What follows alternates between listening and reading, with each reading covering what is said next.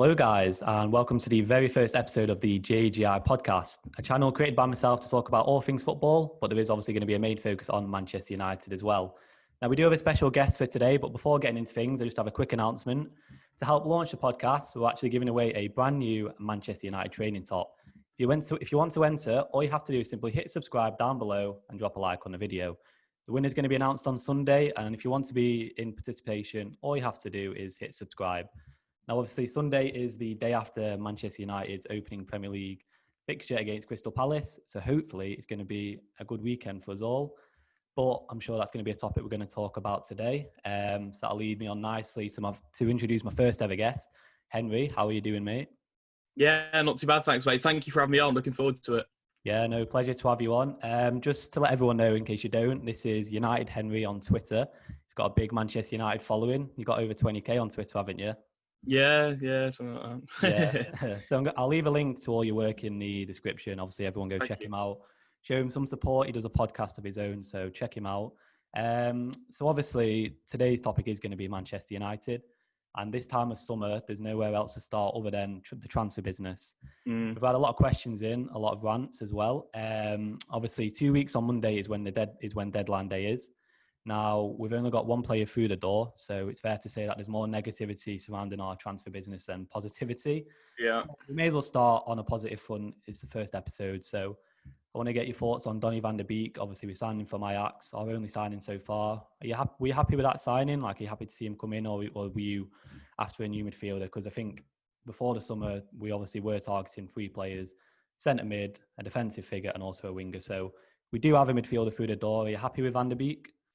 Yeah, no, definitely. It's a fantastic signing. I think everyone was perhaps a little bit surprised that he was sort of our first signing. I don't think, before the window, we would have said that sort of depth midfielder, him or Grealish were the two names mentioned. I don't think we thought that would have been the first signing and been the priority, but it's obviously the one we've got done first. And yeah, it's very hard to find a negative with it, to be honest. It's a good price. He's proven in a decent, people can insult, the Eredivisie they like. He's done well in the Champions League as well. Yeah. So he's proven to a certain extent. He adds good depth. As you say, the deal was done pretty quickly. It wasn't a usual United transfer in that it sort of dragged on, and this sort of big saga with us sort of in a standoff with another club, which we've obviously seen this summer with other signings. But Van der Beek seemed to get done, very quickly, very cheap. It's very hard to find a negative with it for me.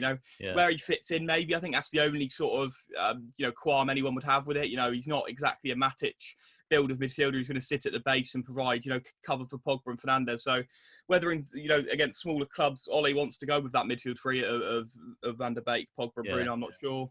We'll have to see. In big games, I don't think that's going to be as sort of accessible to use, but we'll have to see what happens. As you say, it's a good headache to have him through the door. We've got a good wealth of midfielders now available to us, and I'm very happy with that signing. It's for the only one that we've got done, I'm very positive about that one. Yeah, I definitely agree, because I was going to ask, because we had a question from Matt, the MUFC fan. He basically you've already answered the question anyway, because he was asking where do you think Van der Beek fits in. But for me, I'm the same. It's all about squad depth in the midfield. We talk about last season. Other than, obviously, Bruno did come in January, but other than Bruno, Pogba, Matic, you're looking at the central figures on the bench, and the likes of Mata, Lingard, Pereira are simply not good enough in terms of their attacking output. Over the last 2 to 3 seasons, they've just not been up to scratch. I think someone like him coming through the door, we shouldn't get too worried about where he's going to fit in just yet. I mean, end of the day, even if he doesn't start on Saturday, even if he doesn't start the first 2 to 3 games, we've got options moving forward. We're in 4 competitions this summer.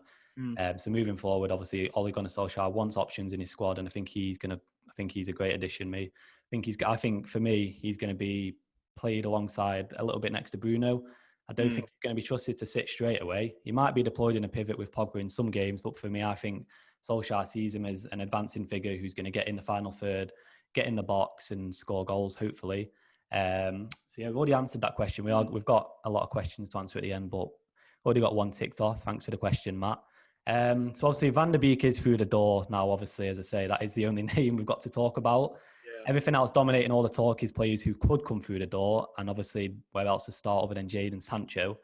Are you confident of him coming? Like, are you optimistic about it? Because the fan base seems quite split at the moment. Some people believe he's coming, other people don't believe it. So what's your thoughts on it?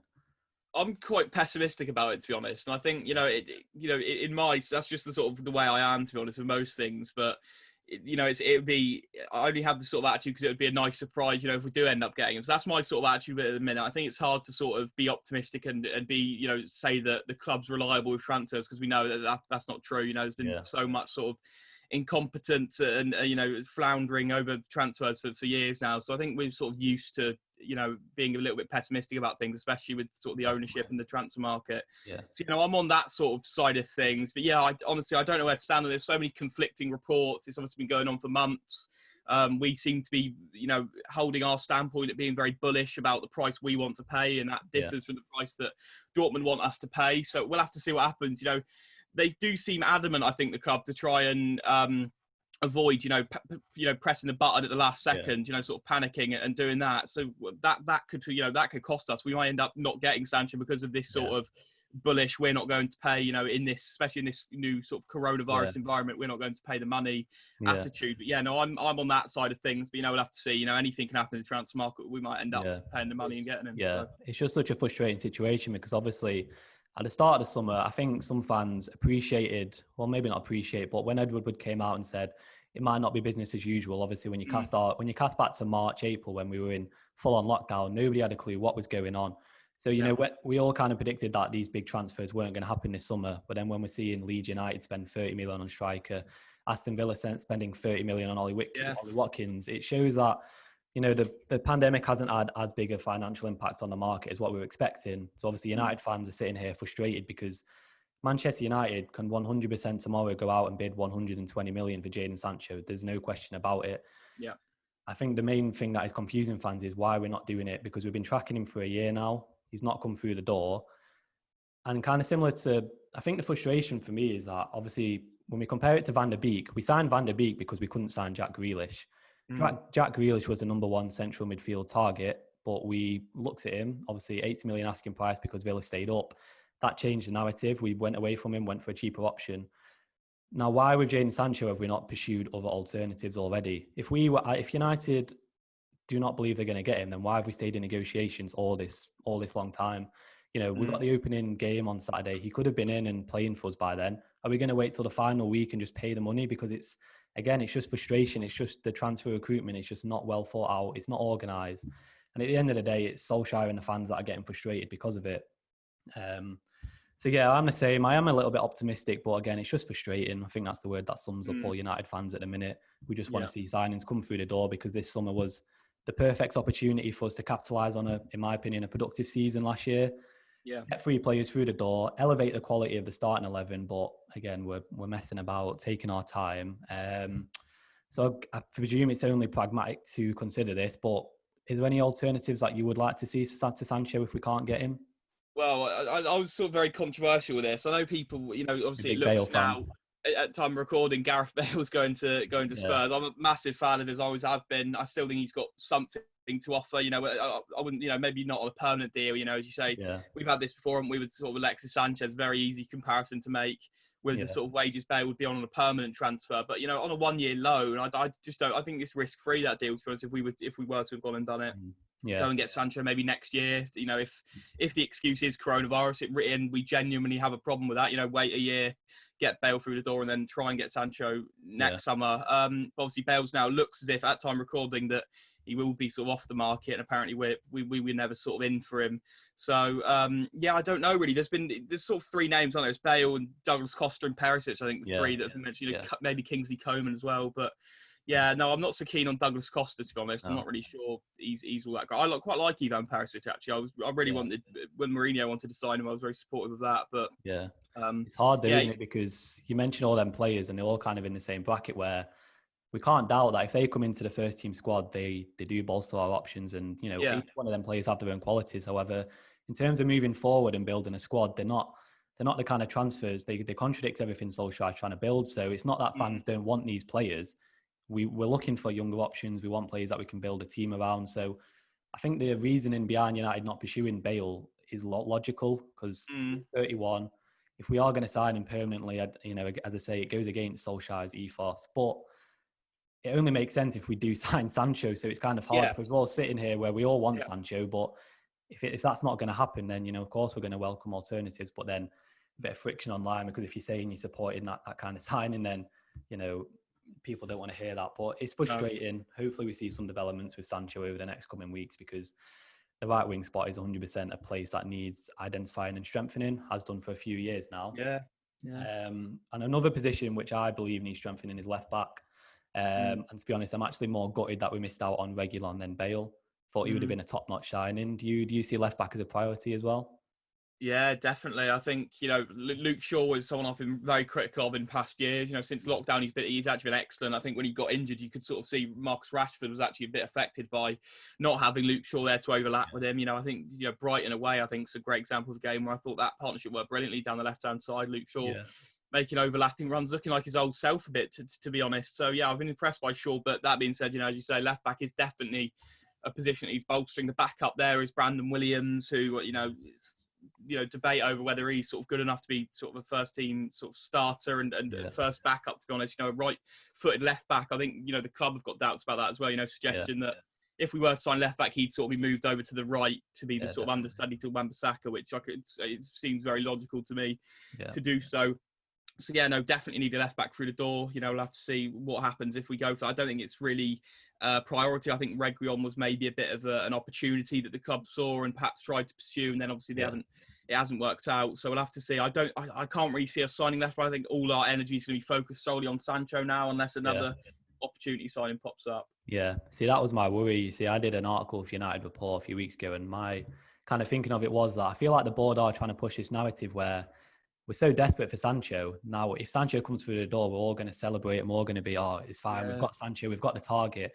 And for the board, they'll see this reaction and think, okay, so we don't really need to buy anyone else. We've got, it's a celebration. We've got Sancho. That's who we wanted. But as you say, we do need other players. So if you don't think left back is a big priority, what about centre back? Do you think we need a new partner for Harry Maguire? Because again, that's a bit of something that strikes up debate, because a lot of people defend Lindelof. Some people don't think that partnership's good enough to challenge for the league. What's your thoughts on that? I think it is. I can see why there's a massive debate over it. It's extremely hard, really. I think both of them had endured turbulent seasons. Really, I think both of them were largely inconsistent. Both had times of not playing so well, and both of them calls for them both to be dropped at times. Eric Bailly, someone that a lot of the fan base likes and was calling to come back in. His injury problems are obviously very evident, and we can't rely on him at all. So I think definitely we've got to get a centre back through the door. just to have, as I say, same with Van de Beek. Really, it's a good headache to have. Bring someone in and put Lindelof as a backup option, rotate a little bit. You get that depth, then definitely something that's got to be done. The quality at centre back isn't, as you say, it isn't all that great at all. You've got the two starters there who both Harry Maguire probably hopefully can have a better season this season. I think he's good enough to do better than he did last season. And you say, Lindelof, as I say, weak, gets beaten in the air quite a lot, has these sort of lapses in concentration. And then beyond that, as I say, Bailly constantly injured. Axel Tuanzebe seems to have injury problems. Chris Smalling's obviously looks like he's off to Roma. Phil Jones, we all know about him. He has sort of injury problems and just not good enough. So, I think definitely got to get one through the door. Again, I don't know if it's a priority and whether it'll happen this summer, but... I definitely think that's something. I was going to say, because it's hard because we can speak about so many areas that need strengthening, but if we're going off reports, then I've not seen one centre back that's been legitimately linked to United this summer. I mean, them I can't say his name, Upamecano. Them links were quite brief. They died away quite quick. Obviously, he signed a new contract. Doesn't look like he's come in. So then. You look at the market, and finding value in the centre-back market is probably the hardest place to strike a good signing, in my opinion. So again, it's similar to left-back. There's no real links going on. Would be surprised if we signed a new centre-back, but are there any names that strike up to you, like anyone that you would like to see come through the door? Well, it's perhaps a bit unrealistic, but Kalidou Koulibaly, I think, looks like he's sort of been put up for sale by Napoli. They're sort of shopping around for him a little bit, and it looks like Manchester City seems to be the only club in for him. Whether that'll happen now, I'm not so sure. But Koulibaly's, fantastic player. Strong, pacey. He's a great centre back to have. To be honest, put alongside Harry Maguire, I think he'd provide a lot better cover for Maguire than Victor Lindelof does. But perhaps a little bit unrealistic, that one now. Yeah, probably if we didn't get Sancho, maybe that's the kind of player that could sneak up if we were to sign a short-term fix for the right wing. Still got a bit of money for defence. You never know. But as you say, we're just being optimistic, but you can't deny that. So obviously, I think that covers most of the transfer news we wanted to speak about. So looking ahead to Saturday, then we know Van de Beek is the only signing we've got. Do you throw him into the starting 11 on Saturday then, or do you keep him on the bench? Tough one, really. Actually, yeah, I'm not so sure. I'd like to see him start. I think always with new signings, it's nice to see him get like a prolonged period of sort of time on the pitch to watch. So yeah, I'd like him to start. It's just that same debate, really, isn't it? How we sort of set up, whether or not Ollie trusts him to sort of be the base and then have Pogba and Bruno alongside him. We both like to be very progressive with the way they play. So we'll have to see what he does. Hopefully, I want to see him start just for the sake of seeing a new signing get more time on the pitch. But yeah, we'll have to see. See. What about, I suppose you could say the same for Greenwood, because obviously, as everyone will know, not the most ideal time on his international break. Obviously, got sent home from the England squad and then didn't help out a couple of days later. Pictures of him doing balloons. Obviously, came out, had a tough time in the media, which is something we've not seen from Greenwood at all. He's normally quite a reserved figure off the pitch. I think United have been very pragmatic with dealing with him in terms of keeping him out of that limelight. Obviously, it's not been easy for him. Would you start him on Saturday? Do you think it's a big issue having him in the news, or do you think he won't be affected by it? It's tough to tell, really. As you say, he's been so sort of shielded and kept away that it's hard to actually understand his sort of mentality. When he hasn't really been tested in his career. This is the first sort of little hump he's got to get over. So we'll have to see. We'll have to see. I don't know. I want him to start because I think he's a fantastic player. I think he's the best right winger we've got at the minute, to be honest.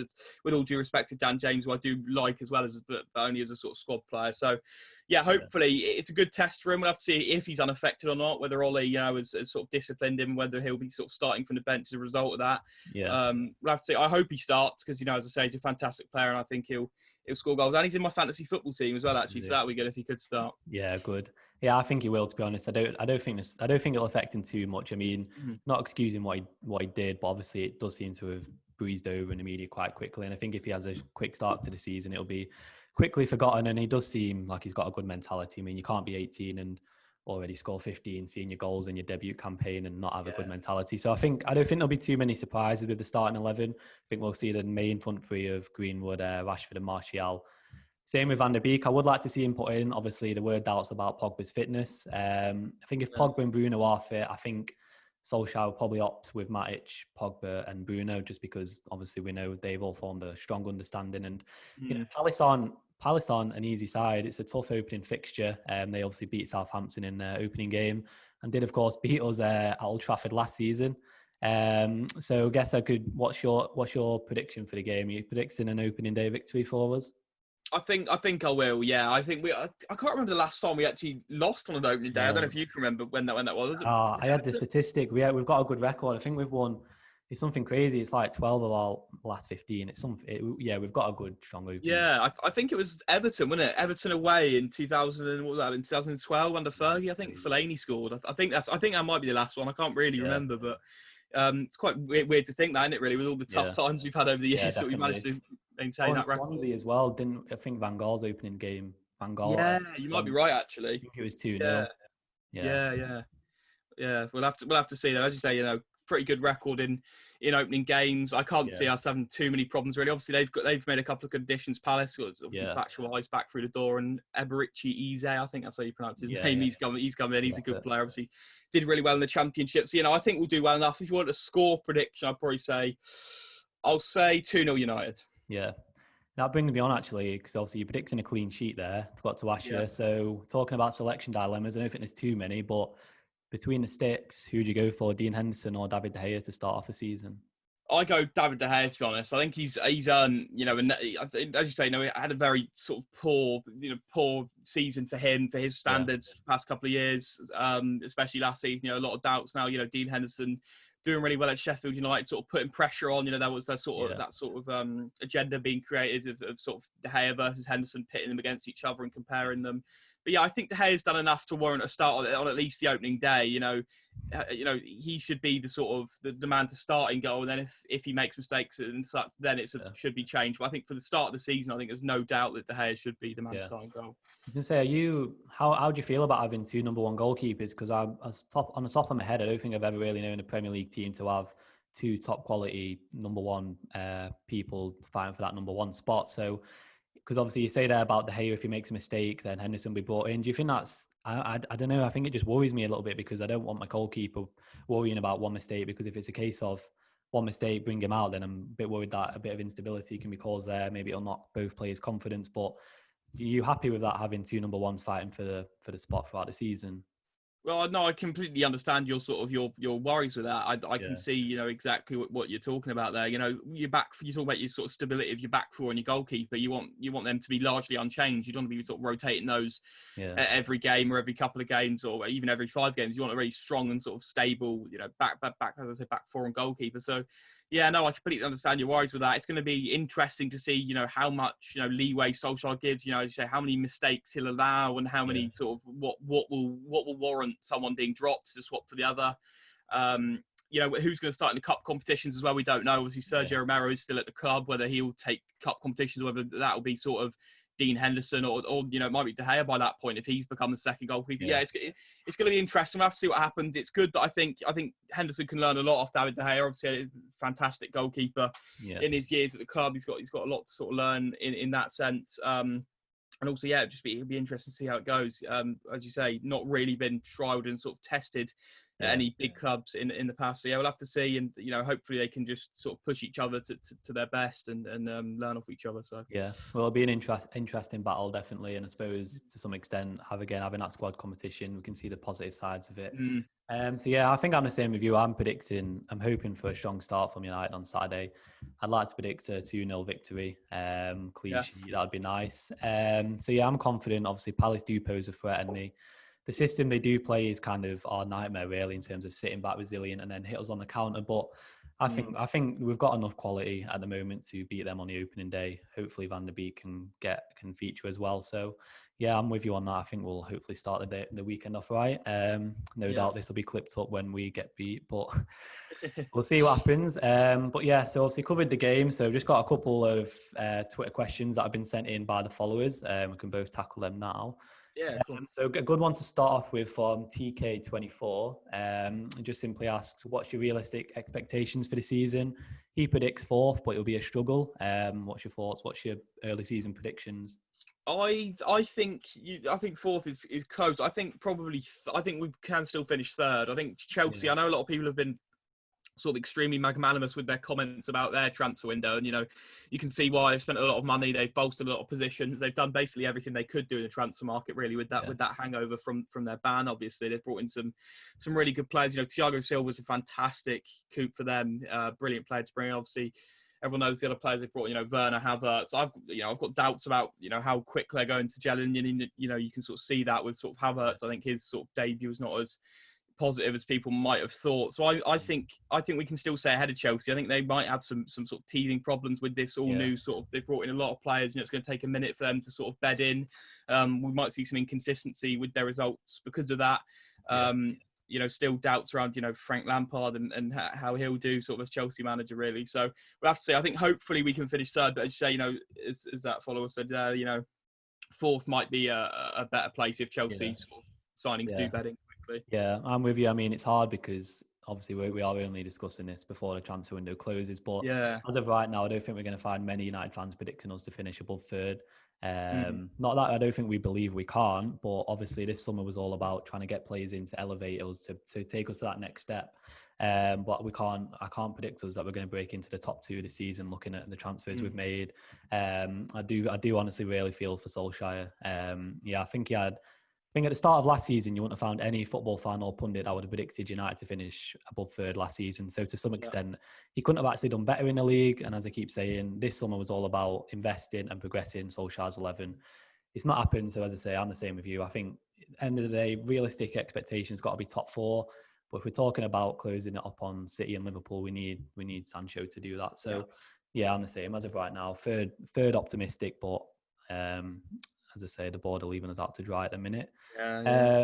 So back to the transfers, as our United said, it's interesting actually, quite a good question. Obviously, United weren't willing to cough up 30 million for either Reguilon or Thiago, but but why do you think that money was put into Van der Beek instead of Reguilon or Thiago? Yeah, I'm not sure really. I think just because sort of Van der Beek came first, I think the opportunity popped up and United saw an opportunity, a chance to just get a deal done pretty quickly and get someone through the door. Obviously, you know, these are smart people. They know that the Van der Beek signing would put some smiles on the faces. It saves face a bit. It gets, you know, a bit of happiness from the fan base, and you know that short-term sort of happiness and gain is something that they, want. So I think, that might have been part of why. I don't know really. It's a tough question. We can sit here and analyse United's dealings all day long. Yeah. It's hard to, some of the decisions that are made are baffling, to be honest. And, you'd have to sit down in a room with them to try and, even get close to understanding why they've done certain things. But, as you say, Van der Beek's a good signing. I am happy with him. But I think it was just the opportunity of it really that they've snapped up. You think then, since Van der Beek's come in, you seeing these Thiago rumours as nonsense? Do you think there's no chance that United are going to sign another central midfielder after already spending money on Van der Beek? It would be a bit strange, I think. I think the Thiago interest came as a bit of a surprise. We all thought he was Liverpool bound, and then his sort of name was popped into the mix. There's obviously an interest from our side. I think there's been contact with degrees and etc. Maybe a conversation between Solskjaer and Thiago that I think a lot of people sort of spoke about. But it's a strange one, really. As you say, we've already brought in a centre back this summer. Whether or not Thiago is exactly what we need, I think we'd all agree that he's pretty far down the pecking order of what we need. That being said, he's a fantastic player. We all know that, and I'd happily welcome him into the club. He's a world-class player. When one world-class player pops up for a cheap price, it's extremely hard to say no. Yeah. And if we could get one over on Liverpool as well by bringing him in, brilliant. But we'll have to see. But as you say, it is a bit strange, but yeah. No, I agree. I think Thiago is obviously a great player, one of the best midfielders in Europe. I think he's just one of them where if the opportunity comes, I think the club's obliged to go in for him because he's that good of a player. I don't think we went into the summer identifying him as a realistic target, but negotiations with Liverpool are stalling and he wants to leave Bayern Munich because we've seen reports saying that he's made up his mind. He has said bye to the squad. Maybe United are just floating around to see what happens. But I'm the same as you. I'd be surprised if he came through the door. I think we've ticked off the midfielder box. And just speaking from how the board look at it, it's just probably another excuse for them not to spend any money. And that leads us on to the last question. It's from We Follow United. Quite not a controversial one, but I'll see what you think of it. So he said, if Ollie isn't back in the remaining weeks of the window, would he be doing more for the club by just walking away and not struggling for another season? So do you think... it's a tough one, isn't it? It would send a massively powerful message, and it would really sort of shake the club to its core. I think if this man who the fans obviously adore, for the most part, and some people say is a legend of the club. If he was to sort of throw down tools and just leave, it would obviously send a massive message. It'd be a shock. Yeah, exactly. It'd probably be front page of newspaper. It's very, very big news if the Manchester United manager sort of walks away without even sort of kicking a ball of the season, for example. But that being said, would you? I can't see it happening. No. Solskjaer, it isn't. He doesn't have a right to sort of do that. He doesn't have to do that. He's got this job. He's done well in the last season. Obviously, he's now proven that he's in the right place. He's earned this seat for this season. So there's no obligation for him to do so. As you say, it'd send a massive message to everyone, to the fans, to the whole footballing world. But I can't see it happening. But it would be a powerful message. Yeah, it seems unrealistic. I mean, the one thing, I know that you quite like Jose Mourinho, and in fairness to him, the one thing that I think every fan, whether you love or hate him, appreciated during his time at United was his willingness to call out the board. He laid no secrets in his press conferences that he wasn't being backed from above. And I think that actually has helped for last summer when obviously Ed Woodward was taken off the transfer recruitment board. I know he's still involved in negotiations, but I think the noise Mourinho made started to make fans question it a bit more. So I think... I don't think Solskjaer would ever walk away, but because he does have this persona of a Mr. Nice guy in front of the cameras, it would be quite nice to see him, come forward and kind of call them out a little bit. I mean, look, we can all see it. If we don't start off the season right, the narrative is going to be that, well, Solskjaer wasn't back. So it's, to some extent, he kind of has a free hit to some extent. Obviously, he still has expectations, but we can all see that the board aren't backing him as of yet. I think if we get two more players through the door, then I'm quite optimistic for this season. But again, the frustration just stems from why can we not just sign players early on? Why can we not just get our targets through the door, start off this weekend on the front foot, gel the players in? Because I know you mentioned before about Chelsea and Havertz, they're going to need time to gel, but at least they've had 90 minutes together already. That's their first stepping stone in creating their team and getting the link up. United aren't going to do that. I think if we do get Sancho, it's not going to be until the third game week of the season, which is frustration because by then we could already be 3-6 points behind first, second place. So we'll see how it goes. I mean, I think all the fans are being very vocal about it. I see it in all the replies to the United official account. But, I think that we have a right to demand better transfer business, better transfer activity. And hopefully it doesn't affect us too badly this season. So yeah, I think that that probably wraps it up, unless there's anything else you want to cover. No, just thank you for having me on. I've really enjoyed it. It's been interesting. Yeah, Hopefully this season we can kick on. And as I say, yeah. third, I think sort of the barrier. Hopefully we can just get third and, maybe bridge that gap a little bit. We'll have to see what happens in the rest of the transfer window. Yeah, no, I agree. No, appreciate having you on. Obviously, as the season goes on, we'll obviously have to have you on again. Maybe we'll have a meltdown in 3 weeks, but we'll see then. But anyway, thanks for watching, everyone. Obviously, hit the subscribe button, drop a like, check out Henry stuff. I'm going to leave it in the description. And yeah, going to do hopefully a video on Sunday. I'm going to announce the winner. So I'll either be smiling or happy by then. But yeah, cheers for coming on, mate. I'm sure we'll have you on again soon. Cheers. Thanks, mate. Bye.